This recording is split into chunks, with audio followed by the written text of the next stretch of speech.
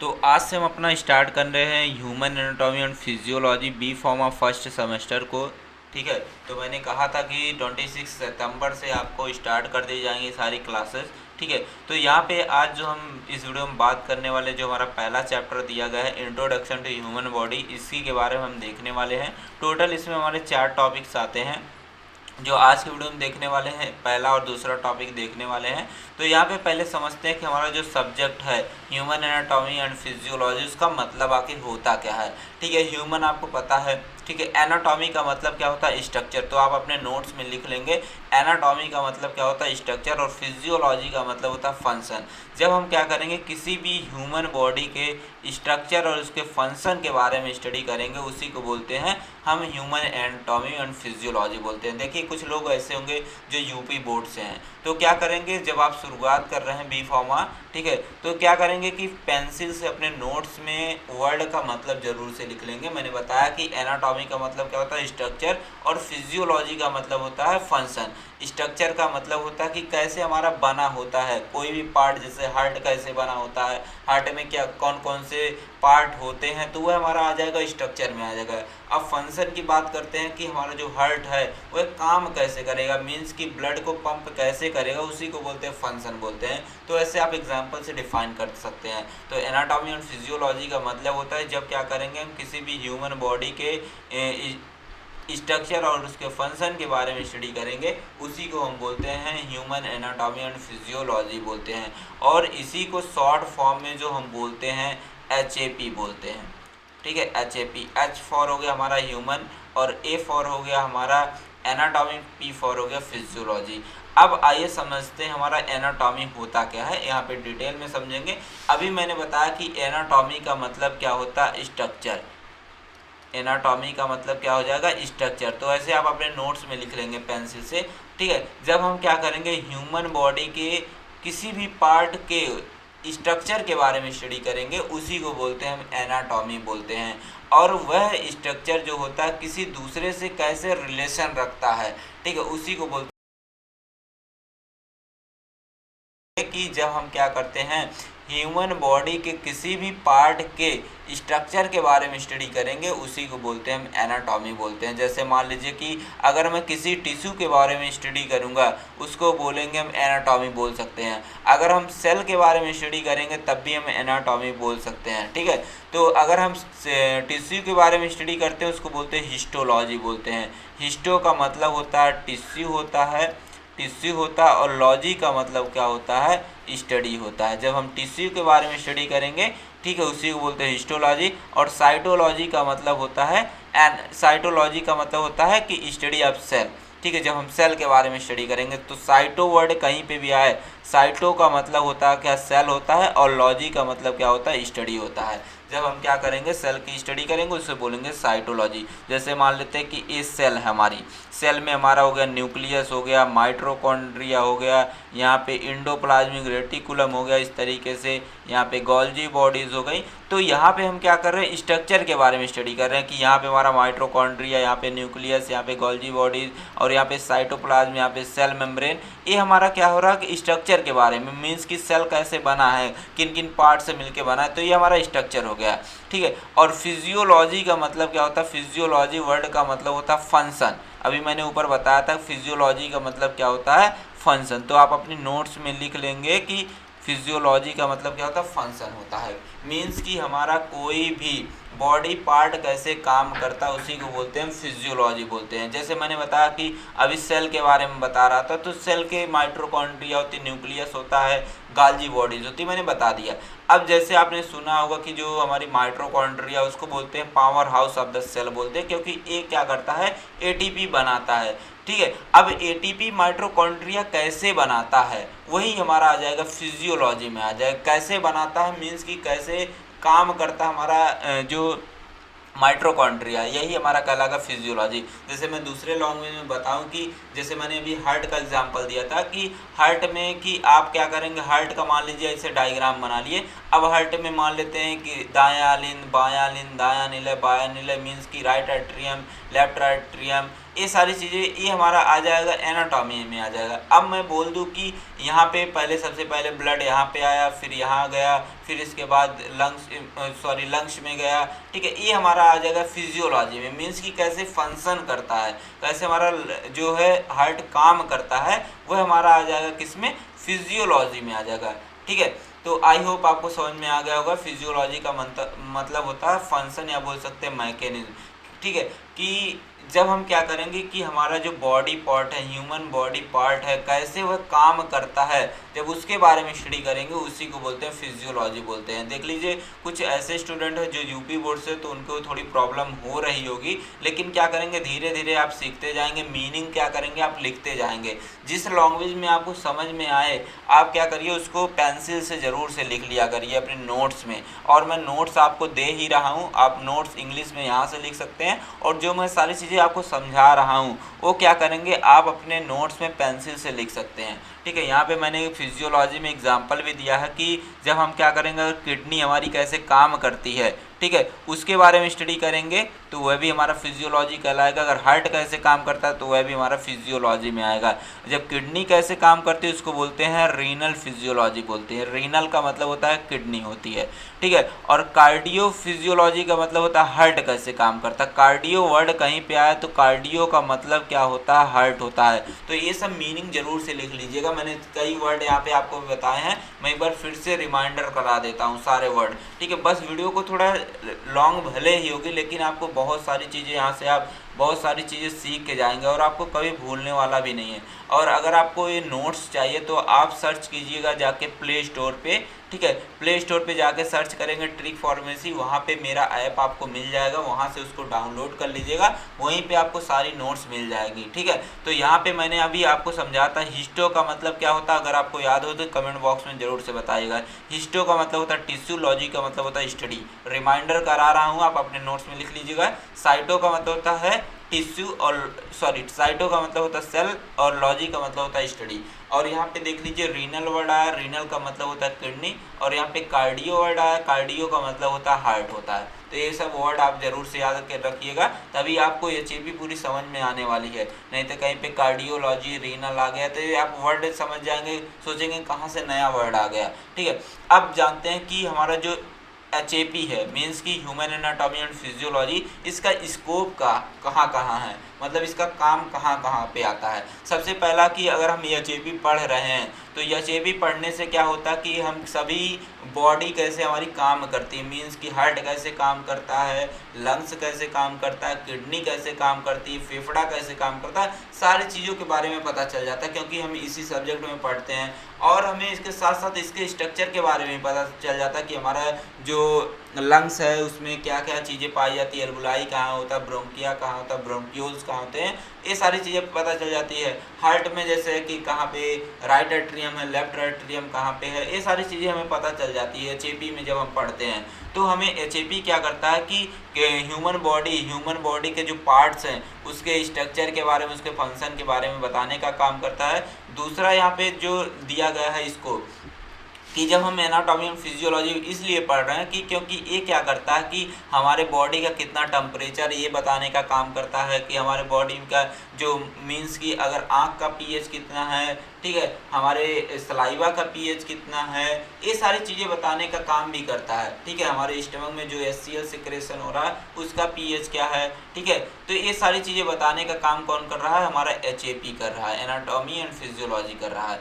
और pathology of disease, ठीक है, मतलब कि हमें पैथो का मतलब होता है कि जो पैथोजन होते हैं, जो हमें डिजीज़ फैलाते हैं, जो हमें बीमारी फैलाते हैं, ठीक है। तो किस वजह से हमें बीमारी हुई है यह भी हम क्या करते हैं एनाटॉमी एंड फिजियोलॉजी में ही पढ़ते हैं। सर्जिकल टेक्निक के बारे में ही भी जानने का काम कौन करता है, एनाटॉमी ही बताने का काम करता है, ठीक है। कहाँ से सर्जरी करनी है, कौन सी लेयर कट करनी है, सारी चीज़ें बताने का काम हमारा एनाटॉमी एंड फिजियोलॉजी करता है। और इसके साथ साथ कि हमारा जो human evolution and development, means कि हमारा जो ह्यूमन्स है कैसे कैसे बना है। तो सबसे पहले क्या आया था, सबसे पहले सेल सेल आई थी, सेल से टिश्यू बना, टिश्यू से ऑर्गन बना, ऑर्गन से ऑर्गन सिस्टम बना, फिर हमारी एक पूरी बॉडी बनी, फिर हम बने। ठीक है, तो ये भी बताने का काम हमारा कौन कर रहा है, एनाटॉमी और फिजियोलॉजी करता है। तो आई होप आपको स्कोप भी समझ में आ गया होगा। ठीक है, अगर आपके कोई भी डाउट्स होते हैं, ठीक है, यहाँ पे आपको डाउट क्लासेस भी प्रोवाइड की जाएंगी ऐप के अंदर।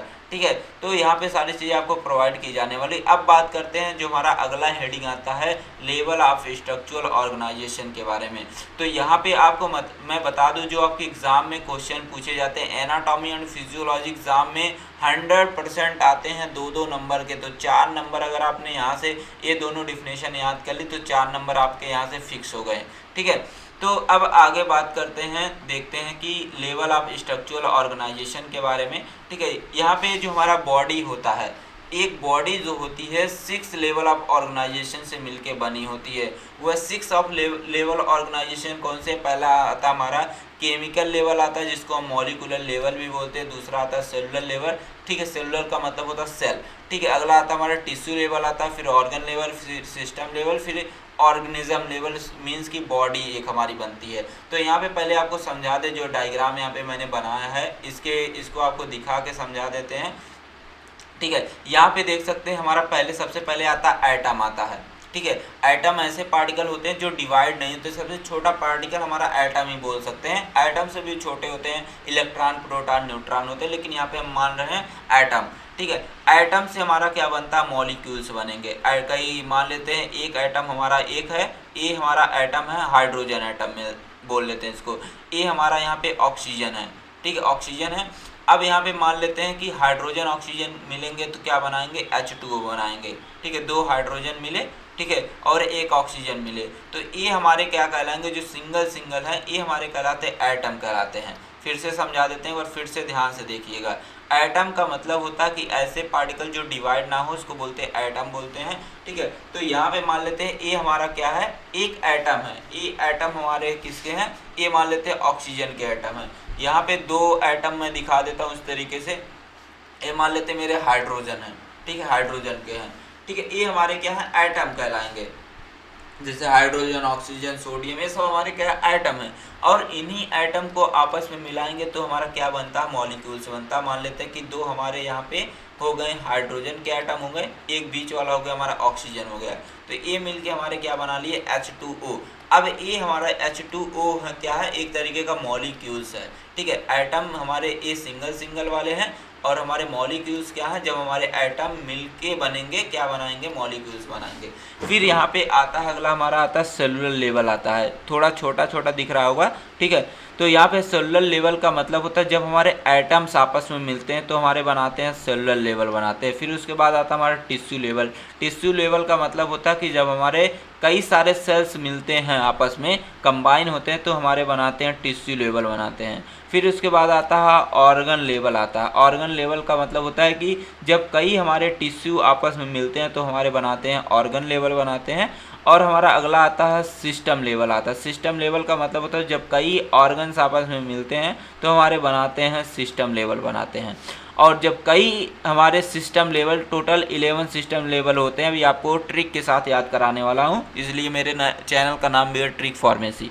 ठीक है, तो जब कई सारे हमारे सिस्टम लेवल आपस में मिलेंगे तो हमारी तब एक जाके ह्यूमन बॉडी बनती है। ठीक है, तो आई होप आपको समझ में आ गया होगा सारी चीज़ें। ठीक है, अब आइए पूरे डिटेल में देखते हैं क्योंकि एग्ज़ाम में भी पूछा जाता है। ठीक है, तो ये ज़रूर से क्वेश्चन याद रखिएगा, एग्ज़ाम में पूछा जाता है। तो यहाँ पे आपको जो मेरे ऐप के अंदर प्रीवियस ईयर क्वेश्चन पेपर भी दिए जाएंगे कि एग्ज़ाम में क्वेश्चन कैसे पूछे जाते हैं। ठीक है, तो और उसको सॉल्व भी कराया जाएगा। तो यहाँ पे सबसे पहले बात कर लेते हैं, हमारा जो पहला लेवल आता है ये हमारा आता है केमिकल लेवल आता है। ठीक है, केमिकल लेवल आता है। तो मैंने यहाँ पे सबसे पहला दिखाया था केमिकल लेवल, या बोलते हैं जिसको मॉलिक्यूलर लेवल भी बोलते हैं।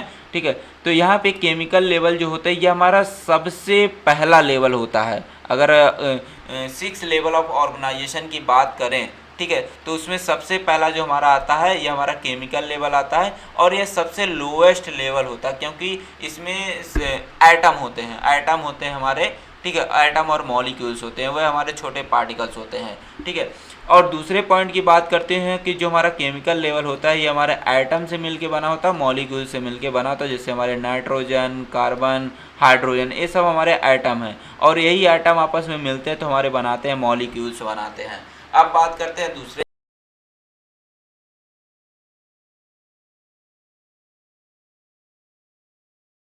आपस में मिलेंगे तो क्या बनाएंगे, मॉलिक्यूल बनाएंगे। मान लीजिए ए हमारे क्या हो गए, ए हमारे एटम हो गए, ए हमारे क्या हो गए, मॉलिक्यूल हो गए। अब जब कई सारे मॉलिक्यूल और एटम आपस में मिलेंगे, मान लेते हैं ए हमारा एटम एक हो गया और यहाँ पे दो मॉलिक्यूल्स हो गए।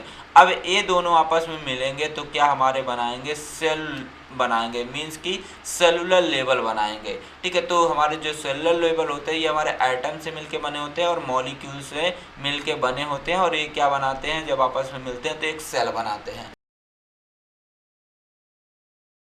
ये दो मॉलिक्यूल्स हो गए, जब ये तीनों आपस में मिले तो क्या बना लिए, एक सेल बना लिए, जिसको हमने बोल दिया सेलुलर लेवल बोल दिया। और हमारा जो सेल होता है यह हमारे बॉडी का स्ट्रक्चरल एंड फंक्शनल यूनिट कहलाता है, यही सेल की डिफिनेशन है। ठीक है, सेल की जो डिफिनेशन है, cell is the basic structural and function unit of the body is called cell. ठीक है, जो सेल होता है सेल का कोई ना कोई स्ट्रक्चर होता है और उसका कोई ना कोई काम होता है, इसलिए इसको बोला गया है स्ट्रक्चरल एंड फंक्शन यूनिट बोला गया है।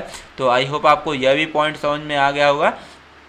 अब बात करते हैं अगले पॉइंट की। अगले पॉइंट में दिया गया हमारा जो अगली हेडिंग दिया है टिश्यू लेवल। तो मैंने बताया था कि अभी मैंने बताया कि जब हमारे एटम और ये मान लेते एटम हो गए, ये हमारे दो मॉलिक्यूल्स हो गए, ये दोनों आपस में मिलेंगे तो क्या बनाएंगे, ये हमारे मिल गए तो बना लिए सेल बना लिए, मीन्स कि सेलुलर लेवल बना लिए।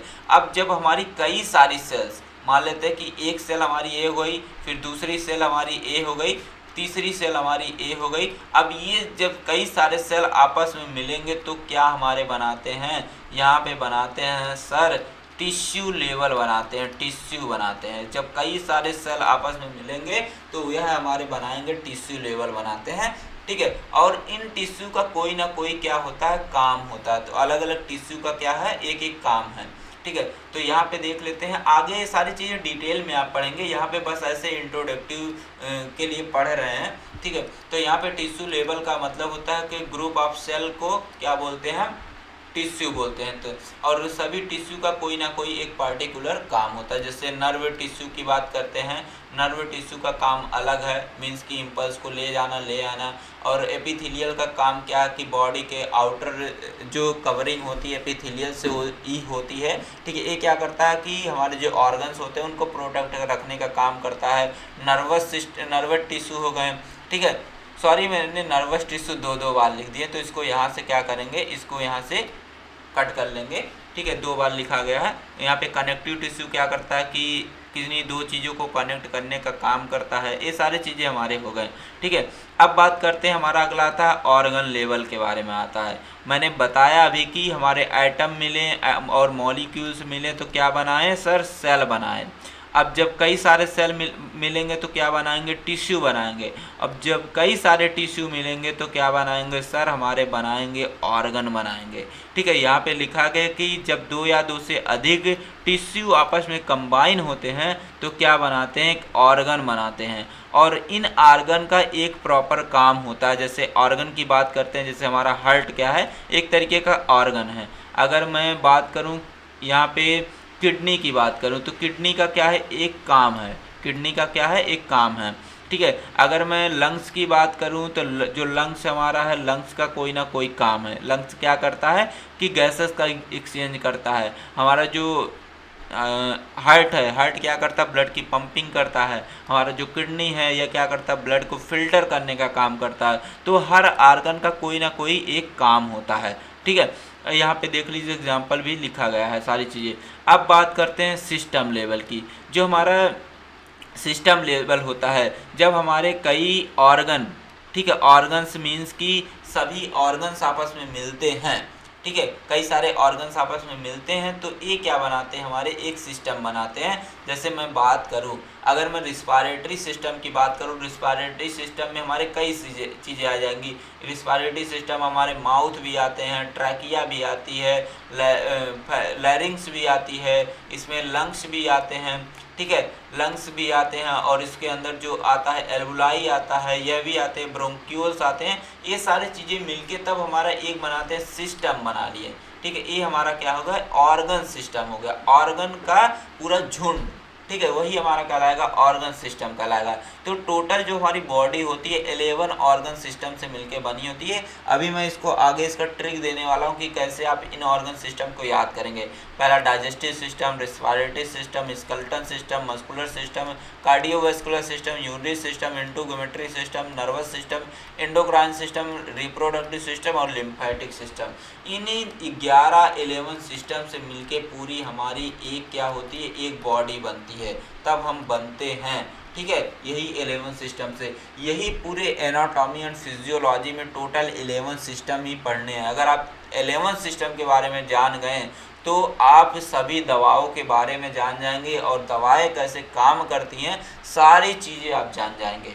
ठीक है, तो आगे बात करते हैं यहाँ पे 11 सिस्टम तो मैंने बता दिया आपको। ठीक है, अब बात करते हैं यहाँ पे ऑर्गेनिज्म लेवल की। 11 सिस्टम हमारे हो गए, लास्ट जो लेवल आता है 6वां लेवल आता है ऑर्गेनिज्म लेवल। ऑर्गेनिज्म का मतलब होता है जब हमारे कई जो 11 सिस्टम है, 11 सिस्टम जो मैंने अभी आपको बताया, यही 11 सिस्टम मिलके क्या बनाते हैं, हमारे एक बॉडी बनाती है, एक हमारी बॉडी बनाती है। तो यह हमारा हाईएस्ट लेवल कहलाता है। हाईएस्ट लेवल इसलिए कहलाता है क्योंकि यह 11 ऑर्गन सिस्टम से मिलके बना होता है। ठीक है, और इन 11 ऑर्गन सिस्टम का एक पार्टिकुलर काम होता है। जैसे डाइजेस्टिव सिस्टम का काम अलग है, रिस्पिरेटरी सिस्टम का काम अलग है, रिप्रोडक्टिव सिस्टम का काम अलग है, लिम्फेटिक का अलग है, सभी के एक पार्टिकुलर काम है। और सभी ऑर्गन सिस्टम क्या करते हैं, एक साथ मिलके काम करते हैं। जो ऐसा नहीं है कि अगर लंग्स काम कर रहा तो हार्ट बैठ जाए, अगर हार्ट काम कर रहा लंग्स बैठ जाए, ऐसा नहीं है।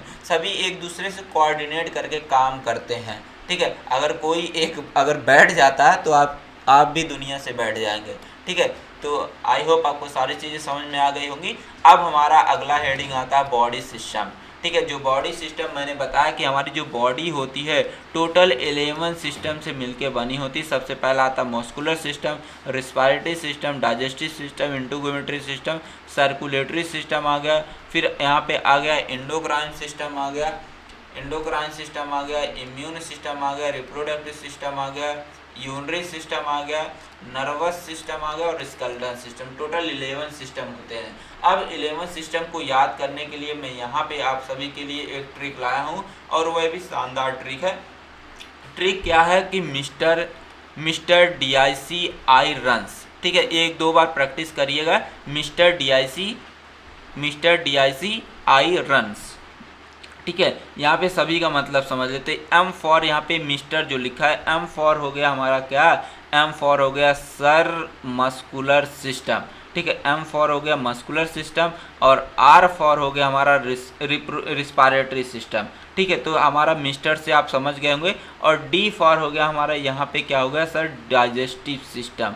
ठीक है, और आई फॉर हो गया यहाँ पे इंट्रोगुमेटरी सिस्टम, सी फॉर हो गया हमारा सर्कुलेटरी सिस्टम और यहाँ पे हमारा आई फॉर हो गया DICE। यहाँ पे ई फॉर हो गया हमारा एंडोक्राइन सिस्टम और आई फॉर हो गया हमारा इम्यून सिस्टम, आर फॉर हो गया हमारा रिप्रोडक्टिव सिस्टम और यहाँ पे आगे जो दिया गया है यू फॉर हो गया यूरिनरी सिस्टम और एन फॉर हो गया हमारा नर्वस सिस्टम और एस फॉर हो गया हमारा स्केलेटल सिस्टम। तो टोटल हमारे 11 सिस्टम आप इस ट्रिक से याद कर सकते हैं। मिस्टर DIC रन, तो मैंने सारे के मतलब भी बता दिए हैं। ठीक है, तो आई होप आपको समझ में आ गया होगा। अब इन 11 के बारे में एग्जाम में पूछा जाता है कि 11 सिस्टम को डिस्क्राइब करिए। तो सबसे पहला आता है हमारा मस्कुलर सिस्टम। जो हमारा मस्कुलर सिस्टम होता है ये क्या करता है कि हमारे जो ऑर्गन्स होते हैं उनको क्या करता है, मूवमेंट और सपोर्ट प्रोवाइड करने का काम करता है। ठीक है, और जो हमारे मस्कुलर सिस्टम होते हैं ये हमारे क्या करते हैं कि स्केलेटल और स्मूथ और कार्डियक मसल्स से मिलके बने होते हैं। तो यहाँ पे लिखा these are allowing for the movement support and ability including skeletal smooth and cardiac muscles. तो हमारे मसल सिस्टम क्या करते हैं कि ये मूवमेंट के लिए रिस्पॉन्सिबल होते हैं और क्या करते हैं जो हमारे ऑर्गन्स होते हैं उनको सपोर्ट करने का काम करते हैं। जैसे मान लेते हैं मैं बात करता हूँ यहाँ पे लंग्स की, सॉरी यहाँ पे बात करता हूँ हार्ट की। तो हार्ट जो है, हार्ट के ऊपर एक लेयर है, ऐसे एक लेयर है, इस लेयर को बोलते हैं हम क्या, कार्डियक मसल्स बोलते हैं। तो ये क्या करता है, कॉन्ट्रक्शन में हेल्प करता है, कि कॉन्ट्रक्शन और रिलैक्सेशन में, ठीक है, कॉन्ट्रक्शन और रिलैक्सेशन में क्या करता है कि यह हेल्प करने का काम करता है। तो वही लिखा कि मूवमेंट एंड सपोर्ट करने का काम करेगा, ठीक है। अगला आता है हमारा रिस्पायरेटरी सिस्टम। रिस्पायरेटरी सिस्टम जो होता है ये क्या करता है कि बॉडी में ऑक्सीजन को ले जाना और बॉडी से कार्बन डाइऑक्साइड को सांस के थ्रू बाहर निकालना, यही हमारा काम है रिस्पायरेटरी सिस्टम का, ठीक है। तो वही सारी चीज़ें लिखी गई हैं। और अगला आता है हमारा डाइजेस्टिव सिस्टम। डाइजेस्टिव सिस्टम का मतलब है ये क्या करता है कि जब हम खाना खाते हैं तो ये क्या करता है कि फूड को ब्रेक डाउन करने का काम करता है और उनसे जो न्यूट्रिएंट्स मिलते हैं, ठीक है, न्यूट्रिएंट का मतलब हो गया जैसे कार्बोहाइड्रेट हो गए, प्रोटीन हो गए, लिपिड हो गए, ये सारी चीज़ों को क्या करता है वह हमारे बॉडी में एब्जॉर्ब भी करने का काम करता है, ठीक है। तो मैंने मान लीजिए कि खाया रोटी, अब ये रोटी गई हमारे पेट में, तो हमारा डाइजेस्टिव सिस्टम क्या करेगा, इसको ब्रेक डाउन करेगा। तो इसमें से रोटी से मिलेगा क्या, ग्लूकोज मिलेगा, ठीक है, प्रोटीन मिलेगा, ये सारी चीज़ों को क्या करेगा हमारी बॉडी में एब्जॉर्ब कराने का काम हमारा डाइजेस्टिव सिस्टम ही करता है। अब बात करते हैं इंडोगुमेट्री सिस्टम की। इंडोगुमेट्री सिस्टम जो हमारा जैसे एक्सटर्नल डैमेज से जो बचाता है, ठीक है, एक्सटर्नल डैमेज से हमारे बॉडी को जो बचाता है वही हमारा कहलाता है इंडोगुमेट्री सिस्टम। और ये हमारा इंडोगुमेट्री सिस्टम क्या होता है, स्किन, हेयर, नेल्स, ठीक है, और जो हमारे एसोसिएटेड ग्लैंड्स हैं इनसे मिलके हमारा एंडोगुमेट्री सिस्टम मिलके बना होता है। तो यही आपको पॉइंट याद करने हैं, एंडोगुमेट्री का मतलब क्या होता है, ठीक है। अब अगला हमारा जो सिस्टम आता है ये हमारा आता है सर्कुलेटरी सिस्टम। सर्कुलेटरी सिस्टम जो होता है इसको कार्डियोवैस्कुलर सिस्टम भी बोलते हैं। कार्डियो का मतलब होता है हार्ट और वैस्कुलर का मतलब होता है वेसल्स, ठीक है, जिसके अंदर हमारा जो ब्लड है वह ट्रांसपोर्ट होता है, वही हमारा कहलाता है कार्डियोवैस्कुलर। तो हार्ट और वेसल्स के थ्रू ही हमारे बॉडी में इसका ट्रांसपोर्ट होता है। तो हमारा जो कार्डियोवैस्कुलर सिस्टम होता है, these are transport blood, oxygen and nutrient to the cell and remove waste product. तो हमारा जो सर्कुलेटरी सिस्टम है, मान लेते हैं कि ये हमारी ब्लड वेसल्स हैं और ये मान लेते हैं कि हमारी सेल है। तो मान लेते हैं कि हमारे ये स्टमक है, स्टमक में मान लीजिए गई रोटी हमारे रोटी से मिला क्या, कार्बोहाइड्रेट मिला। अब यह कार्बोहाइड्रेट हमारे कहाँ पे एब्जॉर्ब होगा, हमारे ब्लड के अंदर एब्जॉर्ब होगा। अब मान लीजिए कि इस सेल को चाहिए कार्बोहाइड्रेट में मीन्स कि ग्लूकोज चाहिए, एनर्जी के लिए चाहिए। तो ये हमारा जो ब्लड वेसल्स है, ये मैंने ब्लड वेसल्स ही बनाई है। अब इस ब्लड वेसल्स के थ्रू हमारा जो न्यूट्रिएंट है ये हमारा जाएगा कहाँ पे, सेल के पास जाएगा और इस न्यूट्रिएंट को ले जाने का काम कौन करेगा, हमारा ब्लड करेगा। तो हमारा ब्लड जो हो गया ये हमारा सर्कुलेटरी सिस्टम में ही आ गया। तो ये क्या करता है, हमारा जो सर्कुलेटरी सिस्टम होता है यह ऑक्सीजन को और न्यूट्रिएंट्स को ले जाने का काम करता है और वेस्ट प्रोडक्ट को बॉडी से रिमूव आउट करने का काम हमारा सर्कुलेटरी सिस्टम ही करता है, ठीक है।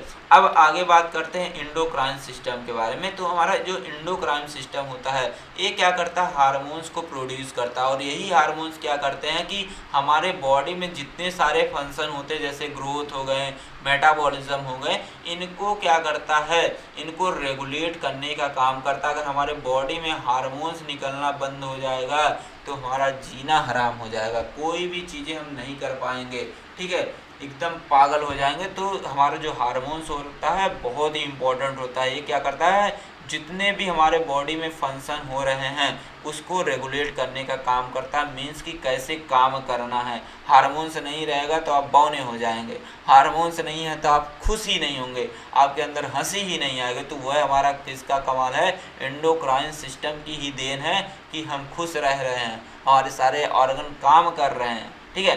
तो आगे बात करते हैं, हमारा इम्यून सिस्टम अगला आता है। इम्यून सिस्टम बहुत ही खतरनाक सिस्टम है, ठीक है। मान लेते हैं कि ये हमारा क्या है, बॉडी है, सॉरी यहाँ पे आपको फिर से समझाते हैं। यहाँ पे मान लेते हैं कि ये हैं आप, ठीक है, ये मान लेते हैं लव कुश जी हैं, लव कुश जब राम जी से लड़ने जाते हैं, राम लक्ष्मण भरत शत्रुघ्न से लड़ने जाते हैं, तो क्या करते हैं, मान लीजिए यहाँ पे लक्ष्मण जी खड़े हैं, लक्ष्मण जी इधर से तीर छोड़ते हैं ठीक है। तो ये क्या करते हैं, लव कुश जी एक मंत्र पढ़ते हैं, इनके चारों तरफ इस तरीके से एक सुरक्षा कवच आ जाता है। तो लक्ष्मण जी तीर छोड़ते हैं तो जाता है, इसी सुरक्षा कवच में जाता है, टकरा के फिर वापस चला आता है और लव कुश जी को तुरंत कुछ होता ही नहीं है, कुछ होता ही नहीं है। तो सेम हमारा इम्यून सिस्टम है। इम्यून सिस्टम क्या करता है, अगर हमारे बॉडी पे बैक्टीरिया या वायरस या अदर फॉरेन बॉडीज अगर हमारे बॉडी पे आते हैं, ठीक है, तो क्या करता है कि उनसे हमारे बॉडी को प्रोटेक्ट करने का काम करता है, मीन्स की सुरक्षा गार्ड का काम करता है, कि मीन्स हमें बीमारी होने से बचाने का काम करता है, हमारे इम्यून सिस्टम ही करते हैं। तो बहुत ही इम्पोर्टेंट पॉइंट है ये, ठीक है। अगला आता है हमारा रिप्रोडक्टिव सिस्टम आता है, ठीक है। अगर हम एक बच्चा से 2 बच्चा अगर पैदा हो रहा है तो हमारा काम किसका, रिप्रोडक्टिव सिस्टम का। तो एग्जाम्पल है, मैं आपको समझाने के लिए ये बता रहा हूँ। तो हमारा जो रिप्रोडक्टिव सिस्टम है, ठीक है, ये क्या करता है, produce sex cell, sex cell को प्रोड्यूस करने का काम करता है, ठीक है। सेक्स सेल में जैसे हमारे ओवम आ गए, स्पर्म आ गए, तो इसको प्रोड्यूस करने का काम करता है रिप्रोडक्टिव सिस्टम। रिप्रोडक्टिव सिस्टम में आप 2 चीज़ें पढ़ेंगे, एक मेल रिप्रोडक्टिव सिस्टम पढ़ेंगे, एक फीमेल रिप्रोडक्टिव सिस्टम पढ़ेंगे। मेल से जो सेल मिलती है उसको बोलते हैं हम ओवम बोलते हैं, और फीमेल से जो सेक्स सेल मिलती है उसको हम बोलते हैं स्पर्म बोलते हैं, ठीक है। तो ये ध्यान रखिएगा, ठीक है। और बॉडी का डेवलपमेंट कैसे होना है, ठीक है, बॉडी का डेवलपमेंट वह भी कहाँ पे, ड्यूरिंग प्रेगनेंसी, मतलब माँ के पेट में कैसे होगा, तो वह भी हमारा किसका कमाल, रिप्रोडक्टिव सिस्टम का ही कमाल है, ठीक है। अगला आता है हमारा यूरिनरी सिस्टम, जिसको हम रीनल सिस्टम भी बोलते हैं। तो हमारे बॉडी में जो ब्लड है उसको फिल्टर करने का काम, यूरिन बनाने का काम, ठीक है, और हमारे बॉडी में किस वेस्ट फ्लूइड को यूरिन के थ्रू बाहर निकालना है, ठीक है, वह हमारा काम कौन करता है, यूरिनरी सिस्टम। मान लेते हैं कि ये हमारा क्या है, एक यूरिनरी सिस्टम है, ये मान लेते हैं किडनी 2 हो गई, ठीक है। अब यहाँ पे मान लेते हैं कि हमारी ब्लड वेसल्स है, अब इस ब्लड वेसल्स में मान लेते हैं कि यहाँ पे वेस्ट प्रोडक्ट ज़्यादा हो गए, तो वेस्ट प्रोडक्ट को फिल्टर कौन करेगा, ये हमारी किडनी करेगी। किडनी क्या करेगी, फिल्टर करके उसको यूरिन के थ्रू क्या करेगी, बॉडी से बाहर निकाल देगी। तो फिल्ट्रेशन का काम कौन कर रहा है, यूरिनरी सिस्टम कर रहा है, ठीक है। तो ये हमारा एक तरीके का फिल्टर भी है। अब बात करते हैं नर्वस सिस्टम की। नर्वस सिस्टम को अगर आपको समझना है तो बहुत ही सिंपल तरीका है। नर्वस सिस्टम क्या करता है, बॉडी को कंट्रोल करने का काम और कोऑर्डिनेट करने का काम हमारा नर्वस सिस्टम काम करता है। मीन्स कि कब हमें हाथ को उठाना है, कब हाथ को नीचा करना है, कब हमें क्या बोलना है, कब हमें किसका क्या जवाब देना है, तो ये सब कंट्रोल करने का काम कौन कर रहा है, नर्वस सिस्टम कर रहा है। तो हमारा जो नर्वस सिस्टम होता है यह हमारा ब्रेन से मिलके बना होता है और स्पाइनल कार्ड से मिलके बना होता है, हमारे नर्व से मिलके बनी होती है। और यही नर्व क्या करती है, इम्पल्स को ले जाने का काम करती है, इम्पल्स को ले आने का काम करती है। मान लीजिए कि ये आप खड़े हैं, ठीक है, अब मैं अचानक आपके पास आता हूँ, आपको एक तमाचा खींच के दे देता हूँ, ठीक है, तो आप सोचेंगे, सोचने लगेंगे मुझे मारा क्यों, ठीक है। तो दूसरा जब मैं उठाने जाऊँगा तो आप तुरंत मेरे पास से क्या हो जाएंगे, हट जाएंगे। तो एक कौन मैसेज दिया, आपकी नर्व दी, नहीं तो आपको दूसरा तमाचा पड़ जाएगा, ठीक है। तो आपकी नर्व बहुत ज़्यादा समझदार है, ठीक है। एक बच्चा रहता है, मान लेते हैं एक बच्चा है, यहाँ पे रखा है एक दिया रखा है, इस तरीके से एक दिया रखा है। बच्चा एक बार जब दिए को छूता है वह जल जाता है, क्योंकि उस दिए के बारे में उसको पता नहीं रहता है, लेकिन दोबारा वह छुएगा तभी, ठीक है, छुएगा नहीं, क्योंकि उसकी नर्व सेल बोल दी है उसके माइंड से कि अगर दोबारा छुओगे तुम फिर जल जाओगे, ठीक है। तो जो नर्वस सिस्टम है क्या करती है, कंट्रोल और कोऑर्डिनेट करने का काम करती है, ठीक है। अब बात करते हैं स्केलेटन सिस्टम की। स्केलेटन सिस्टम क्या करता है, हमारे पूरे बॉडी को प्रोटेक्शन प्रोवाइड करता है, सपोर्ट और मूवमेंट देने का काम करता है। प्रोटेक्शन की बात करता हूँ, जैसे मान लेते हैं कि यह हमारा हार्ट है, ठीक है, यहाँ पे आपको अच्छे से समझा देते हैं। तो आई होप आपको सारी चीज़ें समझ में आ रही होंगी। तो अगर आपको लगता है सारी चीज़ें समझ में आ रही होंगी, थोड़ा चैनल को भी सब्सक्राइब कर दीजिएगा, ठीक है। मान लेते हैं कि ये आपका क्या है, यहाँ पे ये आपका हार्ट है, तो हर्ट कहाँ पे पाया जाता है, आपके सीने के पास पाया जाता है। तो यहाँ पे इस तरीके से रिब्स हमारी रहती है, पसलियाँ रहती हैं, रिब्स रहती हैं। ये पसलियाँ क्या करती हैं, हमारे हार्ट को सुरक्षा देने का काम करती हैं। तो ये हमारी जो पसलियाँ होती हैं, रिब्स होती हैं, ये हमारी बनी किससे होती हैं, बोन्स का बनी होती है, मीन्स की स्केलेटन सिस्टम ही होता है। तो पहला प्रोटेक्शन हो गया। दूसरा सपोर्ट देने का काम करते हैं। अगर मान लीजिए कि अगर हम खड़े हो रहे हैं, मान लीजिए कि आपके पास बोन्स ना होती, हड्डी ना होती, तो आप क्या खड़े हो पाते मसल्स के थ्रू, नहीं हो पाते। तो सपोर्ट देने का काम कौन कर रहा है, स्केलेटन सिस्टम कर रहा है। तीसरी बात करते हैं मूवमेंट की। अगर हड्डी ना होती, हड्डियों के बीच अगर कार्टिलेज नहीं होते, ठीक है, लिगामेंट टेंडन्स नहीं होते, तो क्या आप एक जगह से दूसरे जगह जा पाते, नहीं जा पाते। तो मूवमेंट करने का काम कौन करा रहा है, हमारा स्केलेटन सिस्टम करा रहा है। और ये स्केलेटन सिस्टम हमारा किससे बना होता है, बोन से मिलकर बनी होती, कार्टिलेज से मिलकर बनी होती, लिगामेंट से मिलकर बनी होती है। तो लिगामेंट क्या होती है, अगर आपको पता था आप कमेंट बॉक्स में जरूर से बताइएगा, नहीं तो अगली वाली वीडियो में लिगामेंट के बारे में जरूर से जानने के लिए उत्सुक रहिएगा। आपको वीडियो कैसी लगी, अगर आपको नोट्स चाहिए, ठीक है, तो आप सर्च कीजिएगा जाके प्ले स्टोर पे ट्रिक फार्मेसी, वहाँ पे ऐप पे आपको सारी चीज़ें मिल जाएंगी, सारी नोट्स मिल जाएंगी। और जो मैंने कोर्सेज जारी किए हैं, आप उसको भी ज्वाइन कर सकते हैं। बहुत ही अफोर्डेबल फीस में मैंने ज्वाइन मतलब दे रहा हूँ, ठीक है। अगले वीडियो में देखने वाले बेसिक लाइफ प्रोसेस के बारे में। थैंक्स फॉर वॉचिंग, मिलते हैं नेक्स्ट वीडियो में, तब तक के लिए टेक केयर, बाय बाय।